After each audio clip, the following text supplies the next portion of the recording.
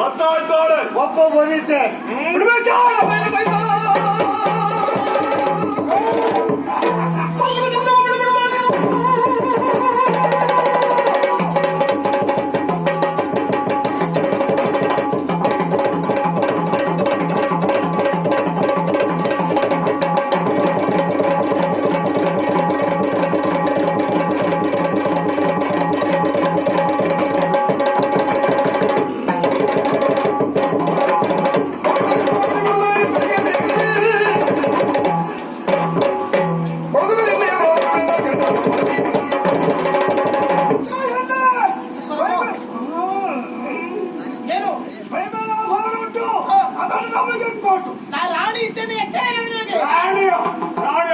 ಬಿಡ್ಬೇಕು.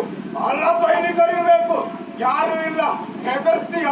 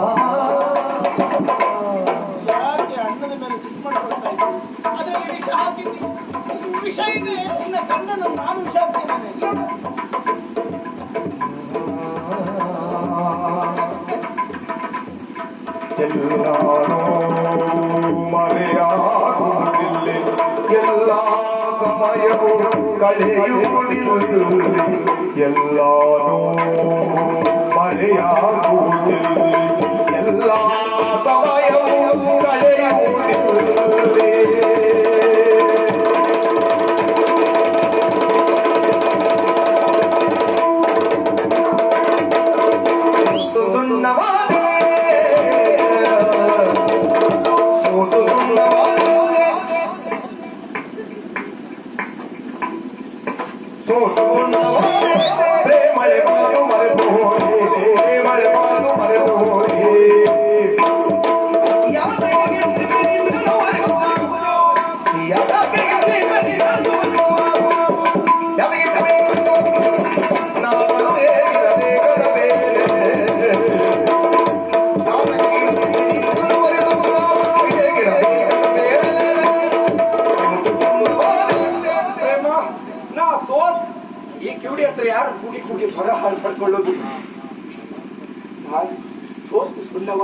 ನಿನ್ನನ್ನು ಮದುವೆ ಆಗುವ ಹುಡುಗ ಹೇಗಿರ್ಬೇಕು ಹೇಳಲಯ್ಯ?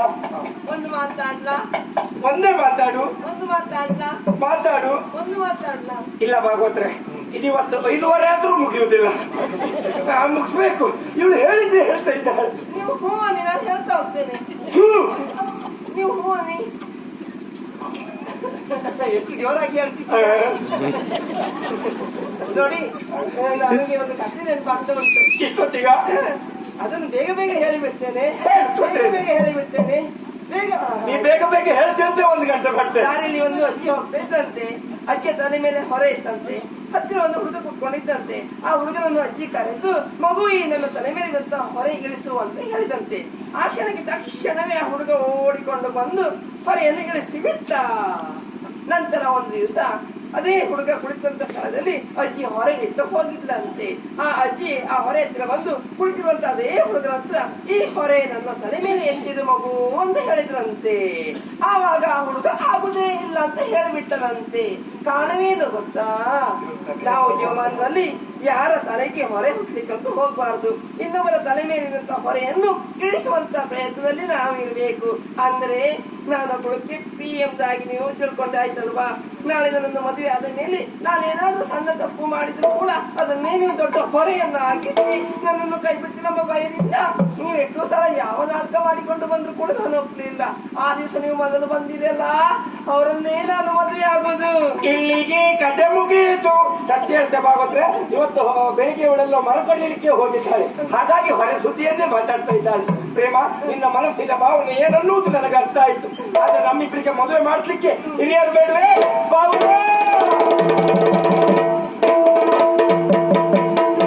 ಎಲ್ಲಿರುವೆ ತಂದೆ ಬಾರು ಗುರು ಮಾರುತಿ, ಎಲ್ಲೆಲ್ಲಿ ನೋಡಿದರು ಕೆಪ್ಪಿ ತಂಗಿಯ ತೋರುತ್ತಿ. ಇದ್ದದ್ದೇ ಅವಳು ಮತ್ತೆ ತೋರುವುದಿಲ್ಲ. ಹಾಗಾಗಿ ಅವಳನ್ನು ನಾವು ಒಪ್ಪಿದ್ದೇವೆ. ಈಗ ಸಂತೋಷ ಆಯ್ತು ಪುಣ್ಯಾತ್ಮ. ಕಿವುಡಿಯಾದವಳು ಕಿವುಡಿ ಅಲ್ಲ ಎನ್ನುವುದಾಗಿ ನಿನ್ನಲ್ಲಿ ಬಿಂಬಿಸಿದ್ದು ಪ್ರಥಮದಲ್ಲಿ ನಾನು. ಯಾಕೆ ಹೇಳು? ಯಾಕೆ? ಯಾಕಾದ್ರೂ ಈ ತಂಗಿಯನ್ನ ಮದುವೆ ಮಾಡಿಸಿ ನನ್ನ ಭಾರವನ್ನು ಕಳ್ಕೊಳ್ಬೇಕು ಎನ್ನುವುದು ಅಣ್ಣನಾದ ನನ್ನ ಕರ್ತವ್ಯ ಎನ್ನುವ ಕಾರಣಕ್ಕೆ ಹಾಗೆ ಮಾಡಿದ್ದು. ಆದ್ರೆ ನಿನಗೆ ಅವಳು ಕಿವುಡಿ ಅಂತ ಗೊತ್ತಾಯ್ತು. ಆ ಕ್ಷಣಕ್ಕೆ ನಾನು ಸಿಟ್ಟಾದ ಕಾರಣ ಇನ್ನೊಬ್ಬ ಒಳ್ಳೆಯ ಮನುಷ್ಯ ನೀನೇ ನನ್ನ ತಂಗಿಗೆ ಬಾಳ ಕೊಡ್ಬೇಕು ಎನ್ನುವ ಆಸೆಯಿಂದ ಅವತ್ತಾಗಿ ಜೋರಾಗ್ತಾ ಬಿಟ್ಟರೆ ಮತ್ತೆ ಯಾವ ಕಾರಣಕ್ಕೂ ಅಲ್ಲ ಪುಣ್ಯಾತ್ಮ. ಸರಿ ಬಾಬಾ, ನಿಜವಾಗ್ಲೂ ಈಗ ನೀನೊಬ್ಬ ದೊಡ್ಡ ಮನುಷ್ಯನಾದ, ಈ ಸಮಾಜಕ್ಕೊಬ್ಬ ಆದರ್ಶ ಹುಡುಗನಾದ, ಇಂಥ ಕಿವುಡಿಗೊಂದು ಬಾಳ ಕೊಟ್ಟ ನೀನು ಒಳ್ಳೆಯವನಾದ.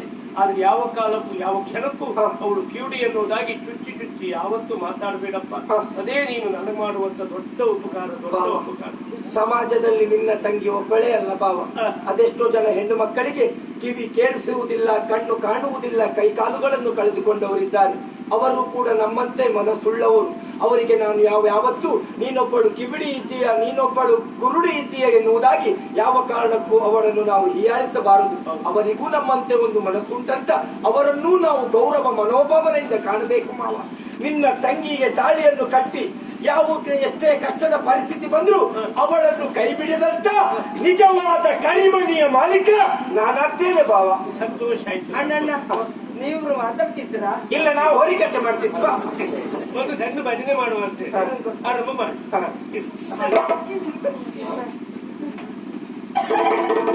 ಈ ಹೊರೆಯನ್ನು ನನಗಾಗ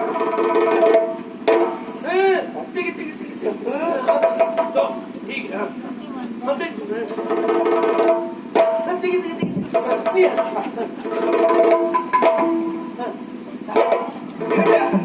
ಅದಾಗ್ಲಿಕ್ಕಿಲ್ಲ. ಎಂತ ಎಲ್ಲ 2 ಒಟ್ಟು ಮಾಡಿ ಕರಿಮಣಿ ಮಾಡಿಸಿದ್ಲು. ಹೌದೌದು. ಬನ್ನಿ, ಒಳ್ಳೇದಾಗ್ಲಿ. ಹಾಗಾಗಿ ಅಣ್ಣನ ಮನೆಗೆ ಬರ್ತಾ ಇರು. ಕೇಳಿಸಲಿಲ್ಲ ನಾ ಹೇಳಿದ್ದು, ನೀನ್ ನೆನ್ಪಿಟ್ಕೊ. ಆಯ್ತು ಬಾವ, ಆಯ್ತು. ನೂತನ ವಧುವರರಾದಂತ ನಾವು ಮಧುಚಂದ್ರಮಕ್ಕೆ ಹೋಗಿ ಬರ್ತೇವೆ. ನಿಮ್ಮೆಲ್ಲರ ಆಶೀರ್ವಾದ ಇರಲಿ. ಎಲ್ಲ ಮಲ್ಕಡೆ